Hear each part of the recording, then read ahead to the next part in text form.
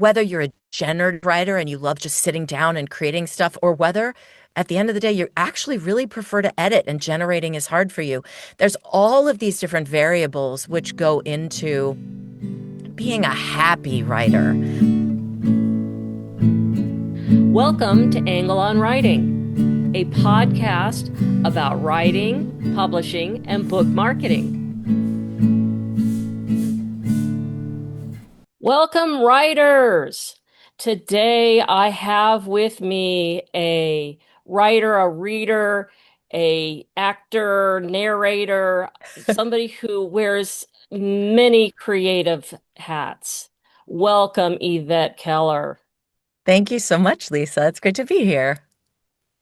Well, it's good to have you. I'm just wondering, how did you, I know you probably have a lot of physical hats as well, but you've got these metaphorical hats. So where did you get all of these creative endeavors, and how do you manage them? Well, I will answer the first question and then tell you that I am always working on the second one.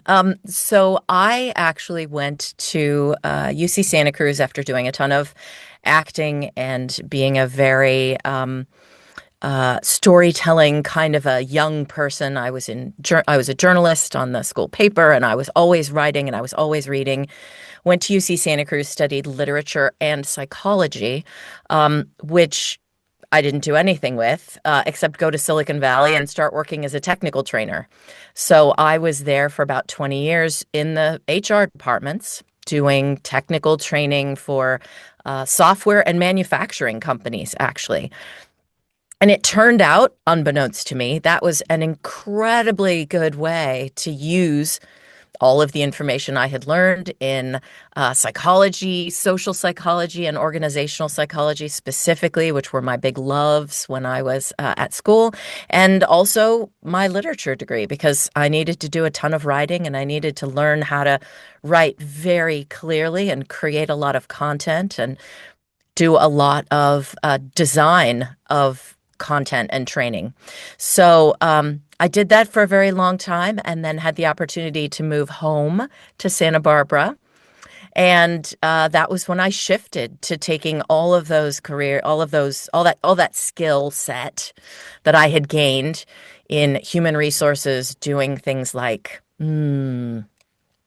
employee action plans and career coaching and that sort of thing, really started to use it for my own creative endeavors. What kind of a writer did I want to be? What kinds of things did I want to write? What, if I could do anything, what did I want to do now that I was in Santa Barbara and had this incredibly open opportunity? And so that was how I really transitioned from being what we always call a corporate drone in my house, going to work, 50, 60 hours a week and really trying to help other people, to using all of those skills to help myself to become a narrator, to become an author, and to work with other writers so that they could achieve what they wanted with their books and with their careers.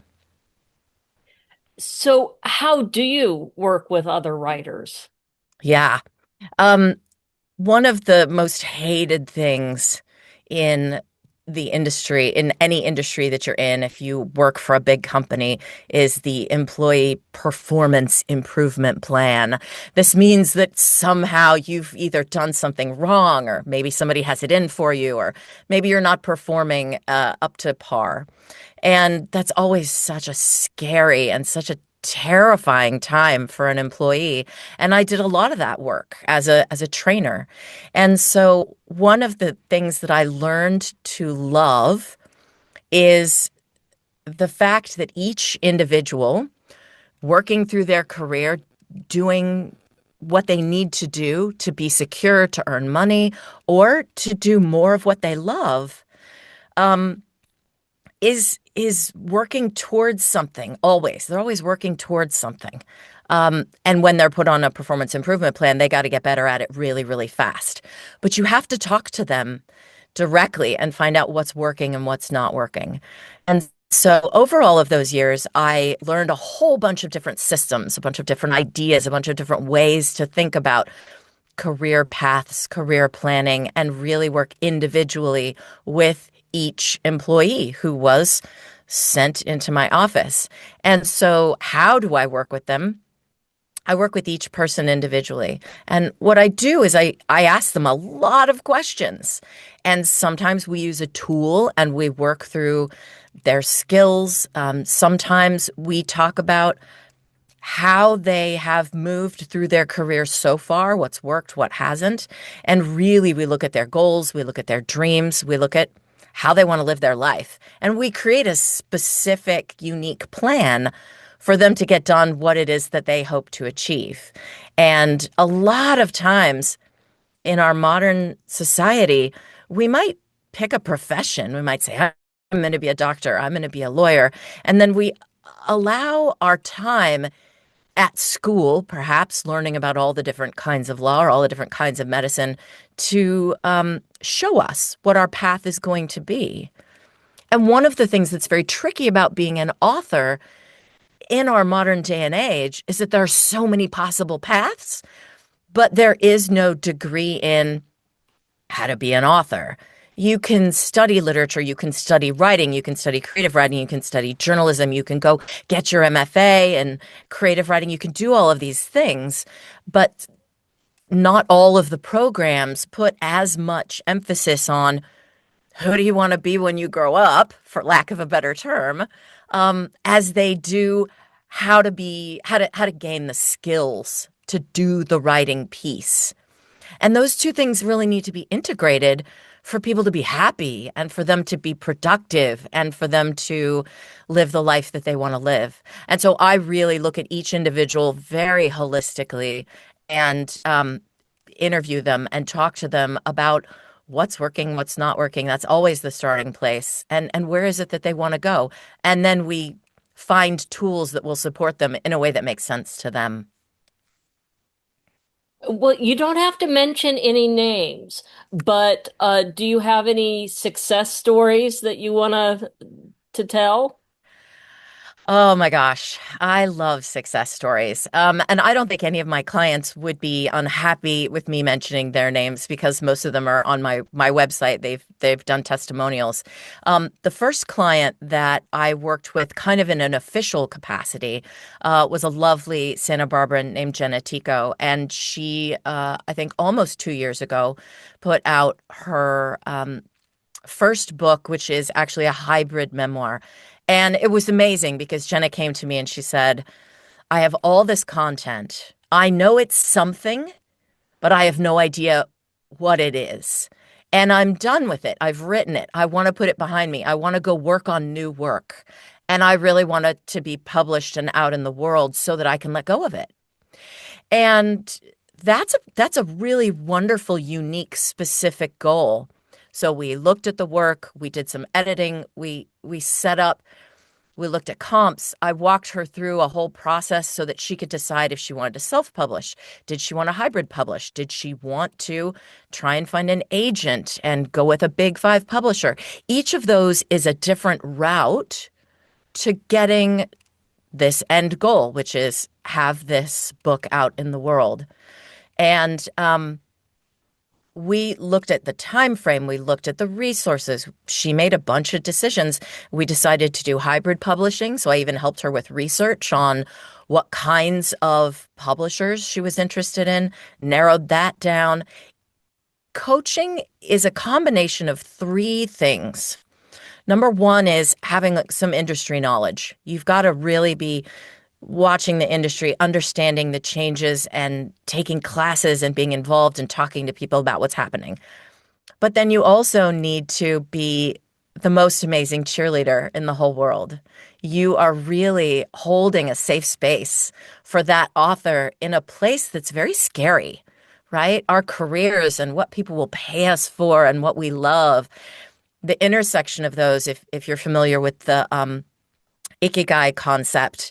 There's the things you love, the things you're good at, the things the world needs, and the things that you can actually get paid for. The intersection of those is the ideal, but any place that you've fallen out from those things is a scary place because we gotta, you know, pay for food and rent and all this stuff and have security as well. So, my work with her resulted in a lovely hybrid memoir. It's poetry, it's prose and essays, and just it's beautiful, called Cancer Moon. Very, very fun, wonderful project. And then another client of mine just published in October her first book, which is also a memoir. Um, and that is called Exposed. And Becky found me um, via a friend of a friend of a friend and a class that we both had taken. And she said, I really want this to be out in the world. It's an important story. And she didn't even want to be an author.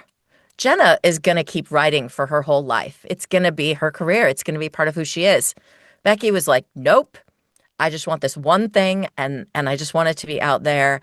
Her career path is going to look much more like doing a lot of work with um, nonprofit agencies raising funds. And the book is really her ability to clarify and tell her story so that she can help work for workers' rights and safety in biotechnology and these other things that she's much more interested in than sitting and writing all day. She has almost no interest in being a writer.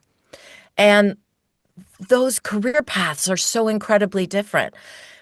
And recognizing that and being able to help those people get their books out, regardless of the fact that their goals for their writing is going to have an entirely different impact on their life, is what makes this kind of work exciting and fun, both for me and for the person who's trying to plan their next step, their next stage, their third, their fourth, their fifth career, whether it's a side hustle.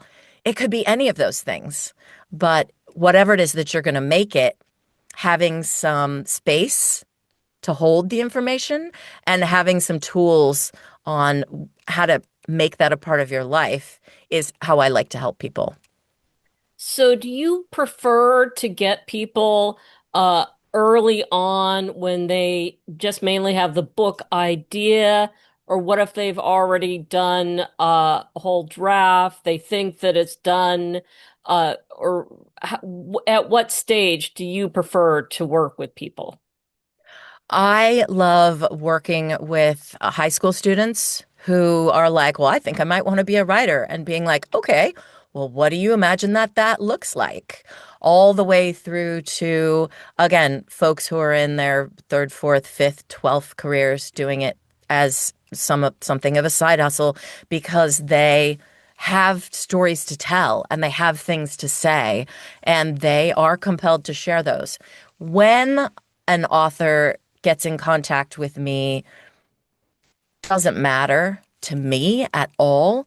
What matters is that they are ready to take a career path seriously, whether that leads them to being an author for the rest of their life and that's how they make all of their income, or starting, you know, posting on Substack and having a little, bi-weekly, tri-weekly series of articles that go out in a way that they're making a small residual income. It doesn't actually matter to me. There's no stage, unfortunately, unlike my parents, probably your parents, where you would be in a career and you might stay in that career for 25 or 30 years and then you would retire. We certainly my generation never had the luxury of that. We changed careers and jobs often, and the younger folks coming up behind us, they have no, they don't even know that concept of sort of like, oh, being, having a job that you stay in for decades at a time. It's almost inconceivable, right? And so if you're going to be successful in taking care of yourself and your family and getting what you need, You have to have some guardrails, a little bit of a plan. You don't have to have the whole thing planned out because that's no fun, right? Those of us who are pantsers as writers, we know that if the outline is too detailed, you've just taken all the excitement out of that draft.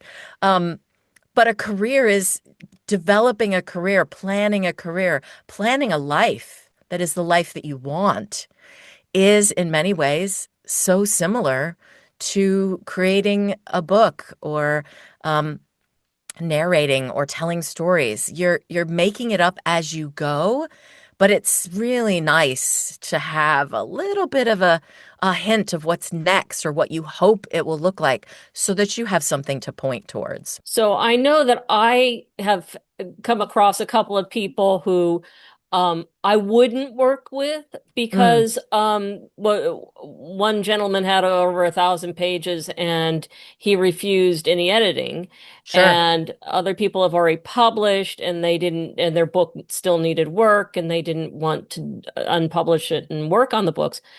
Some of that kind of things is what I've run into. Have you run into people that you're like, no, that won't work? Yeah, none of those issues would be a problem for me, mostly because I am not invested in the content. So, at the end of the day, when my work day is finished, the author, the writer, is clear in the next step that they need to take, and the next step after that, and the next step after that. And like I said, sort of really what they want to be in 2 years, 5 years, 10 years, what they want their life to look like. In that sense, it looks much more like life coaching.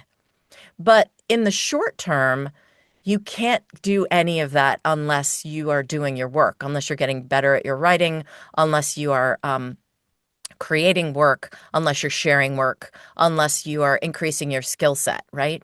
And so I work on both the sort of short term and the long term. But I've worked with people who didn't even want me to read their manuscript. And I'm like, okay, great, no problem. Do you want to be self-published? Are you going to use a hybrid publisher? Which one works? Do you want a small publisher, traditional publisher? Do you want to try to get a big publisher? Do you want to try to be agented? Those pieces have individual small baby steps before you'll be able to do them. Do you have an amazing first page? Do you have an incredible first 10 pages? Do you know how to do a um, a book proposal? And so whatever their long-term goal is, I help them back all the way to what are the very next steps. What are the very next skills they need to acquire? What are the very next things that they need to do to reach that long-term goal? And so for me, unless I get a bad vibe, like somebody's just not actually ready to make a decision about, or they have no idea what they want. Like even people who have no idea what they want, I can say, well, would you like to hear what some of the pros and cons are of each of these ways of creating books and literature in the world? And that might be all they want to talk to me about. Um, and that may be just a couple of hours and here's some links and check this stuff out. And if any of these sounds good, we can talk some more. But unless someone strikes me as, just really unfriendly, there's probably something that I can do to help them in a here's the next step, and here's the next step, and here's the next step, cheerleading and supporting and accountability kind of a way. Well, that's great. That's very interesting because it's good to know about different styles and different, because I know that there's a lot of people who work differently from that, and but people are looking for somebody who's going to coach them the way that you do. So Yeah. it's Yeah, good it's that very there's a true. niche. Mm-hmm. Mm-hmm.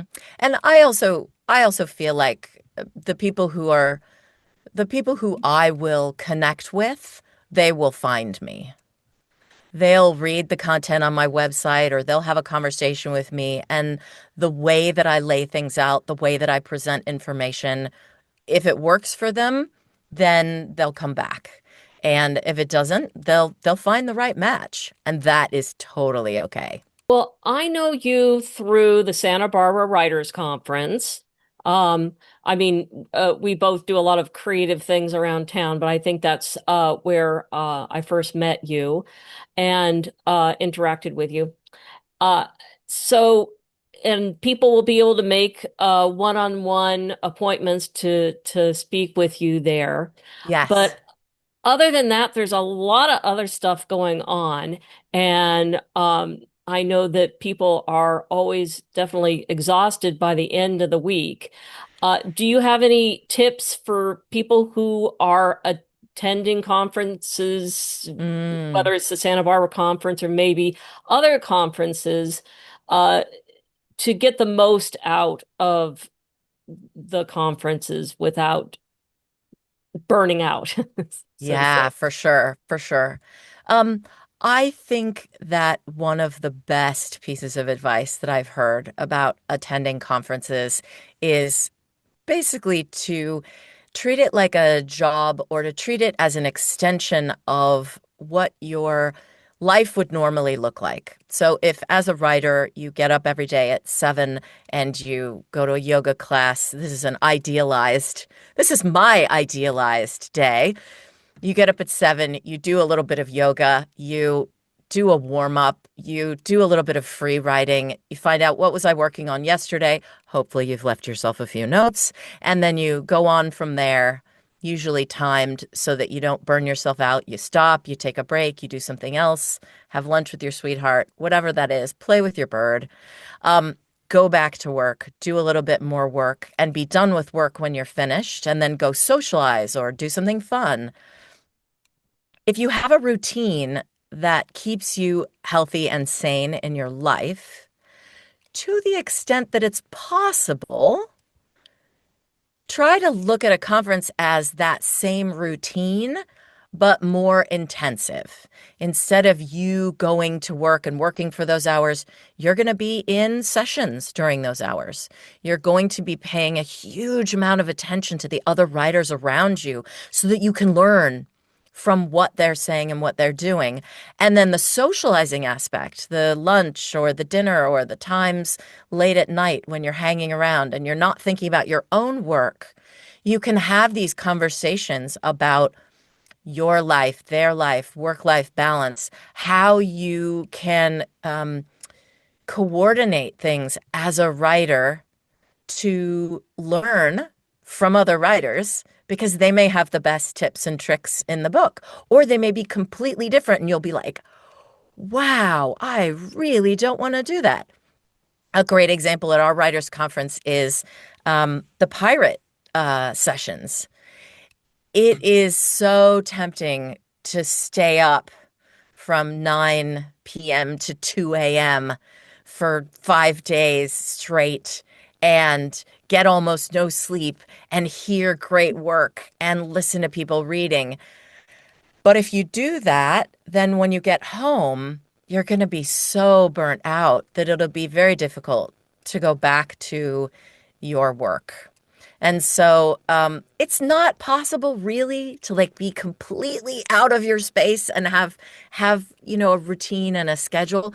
But to the extent that you can continue to incorporate the things that you know keep you sane, keep you happy, keep you flexible, incorporating those into your conference experience is one of the best pieces of advice that I think I've ever gotten. Well, that's wonderful advice, and you've given us tons and tons of things to think about. Is there any final kind of tips or anything that you want to impart? No, I would say I'm super excited to do the one-on-one sessions with folks and just meet them where they are. I always like to think of a career as a writer as finding out where you are on a series of variables on a spectrum, whether you're introverted or extroverted, whether you have great support from your family, or whether you're trying to do this, alone in the moments in between your baby waking up, whether you're a generative writer and you love just sitting down and creating stuff, or whether at the end of the day you actually really prefer to edit and generating is hard for you. There's all of these different variables which go into being a happy writer, being a happy, productive creator in the world. And I think that that is a really important thing that we don't talk about enough in our culture. We talk about productivity and how to be more productive and how to do more, but do we talk about making sure that our lives are happy and fulfilled while we're doing that? Not enough. So I love talking about those things with authors. And if somebody comes to me and they don't actually have any idea what it is that they want, we'll just do a tarot card reading. We'll just pull a couple of tarot cards and I'll be like, okay, what does your book have to tell you? Let's pull some cards and let's talk about it. Because that's always kind of a little bit fun and a little bit creative, and it can help unblock and open some people up. So I have lots of tools and lots of very fun things. I do try to make it fun, because ultimately I want more people in the world to be happy doing the work that they choose. And that's the place that I'm always coming from. Well, I'd probably be more likely to end up playing poker with them, uh, but yes, no, that's very creative and very, very fun.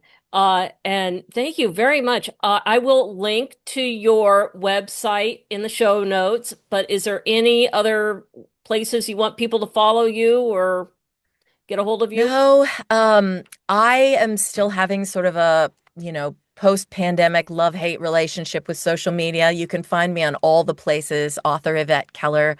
My website is YvetteKeller.com, and there is a tab there that just says coaching. So you can find me and request a meeting. My initial consultations are always free, again, just because if my skills aren't what someone needs, it's better to find that out early.